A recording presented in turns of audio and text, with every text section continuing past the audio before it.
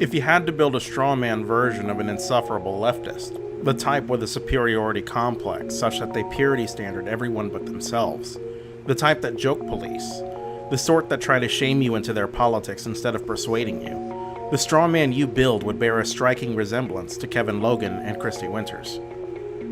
There is an element of the left that pushes people further away the harder they try to pull people into their cause.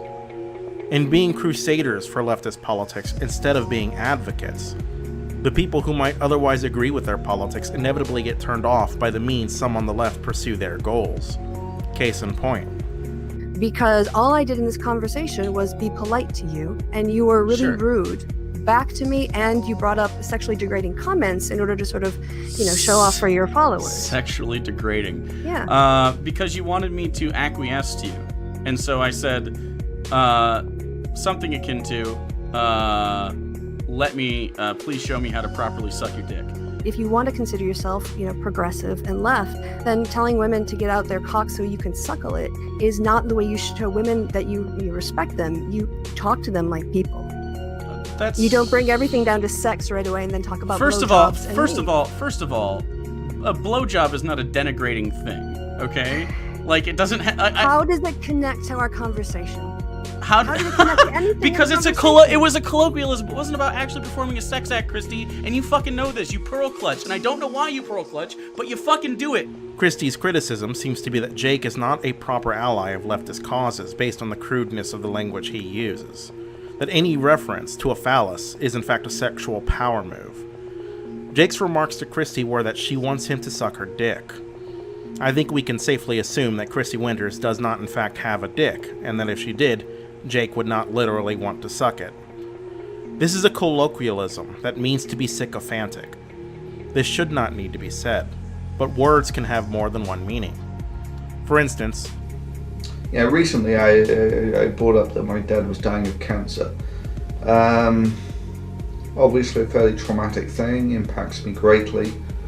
And yes, 100% the social justice warrior community, the people claiming the high moral ground, are the same people who are happy to use my dad dying of cancer as a cheap point scoring exercise. And it's like, for fuck's sake. Do you need a hug, Thunderfoot?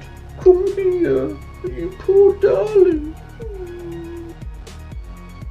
I think Kevin Logan is a dick for mocking Thunderfoot for his father dying of cancer.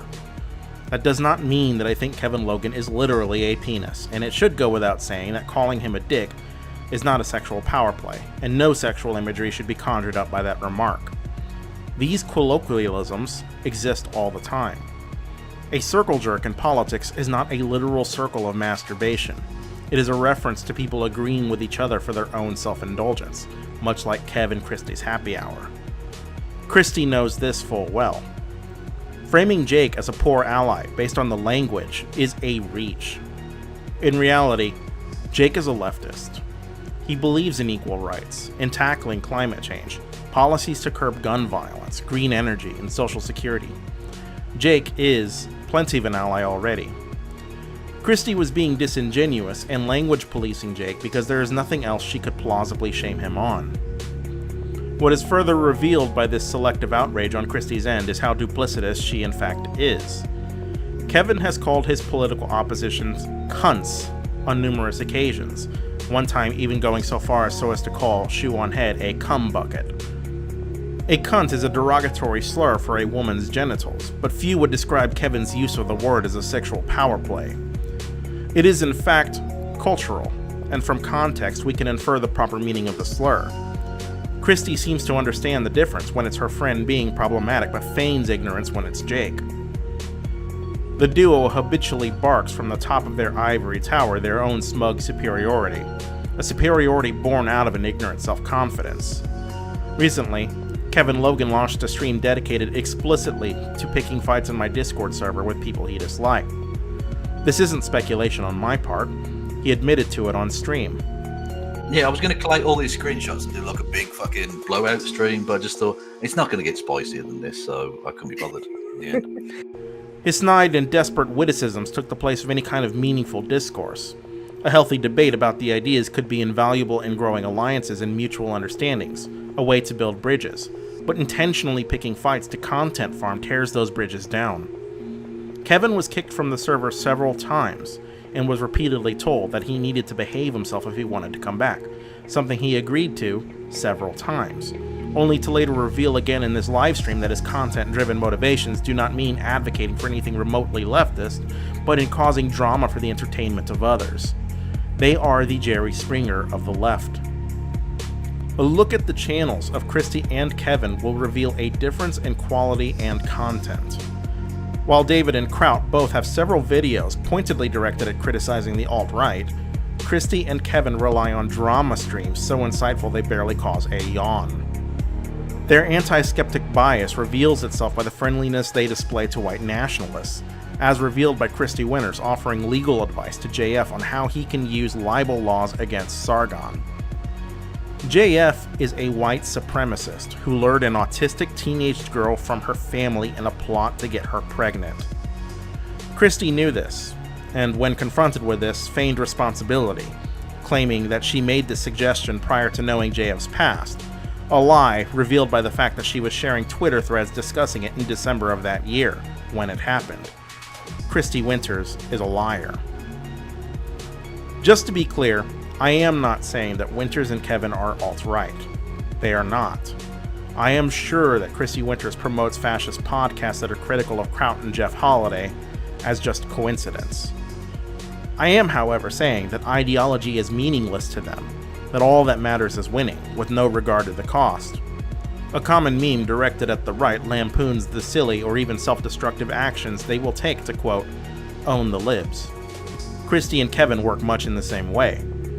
The duo embodies this attitude of victory at any cost, with politics so vapid they will work to self-destructive ends to, quote, own the skeptics.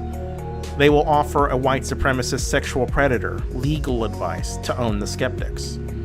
They will promote white nationalist podcasts to own the skeptics. They might not be alt-right themselves, but they are all too happy to rely on them to attack who they dislike. If I can quote Kevin Logan here, I've got no problem with Ralph, but I don't know. Like I've got no problem with Ralph though. Ethan Ralph is a white nationalist whose entire YouTube career was built on doxing people for content. Ethan Ralph was banned from YouTube for raising money on a stream dedicated to Holocaust denial. Ethan Ralph is alt-right. If you do not have a problem with him, you should. Kevin instead declared in my Discord that Ethan Ralph is not, in fact, alt-right, a statement contested by none other than Ethan Ralph himself, who stated to the Washington Post that he is indeed alt-right.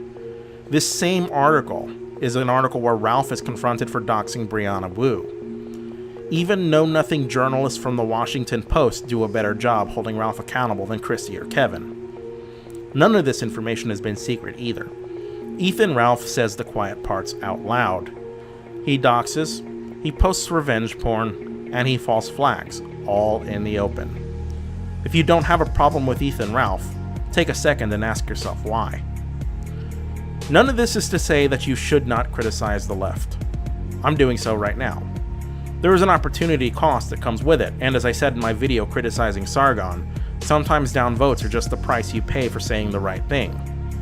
No idea is without criticism, and no leftist is without criticism.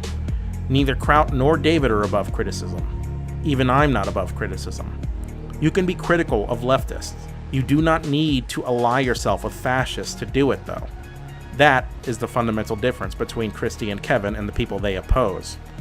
At no point in my criticism of Sargon did I need to defer to fascists to do so. I do not need to pick fights to generate content. I do not need to promote white nationalists to share my criticism. You can lay out your case without shame politics to the left for not being leftist enough, and without being sycophantic to the alt-right. There is plenty of room on the left for criticism, memes, and trolling, but it should not be controversial to say that white nationalism is an uncrossable line. Kristi and Kevin should realize this, and instead of responding to this video with a live stream that perhaps mocks me for unrelated streams or purity tests me, as I'm sure they will do, they should instead respond to the issues I raise. Surely they are both smart enough to make substantive criticisms without the genetic fallacy. However, given Kevin admitting to picking fights for content, I won't hold my breath. Instead, I'll simply say this. Kevin and Kristi make the left look bad. They embarrass themselves, and the left is worse for it. We deserve a better class of critic.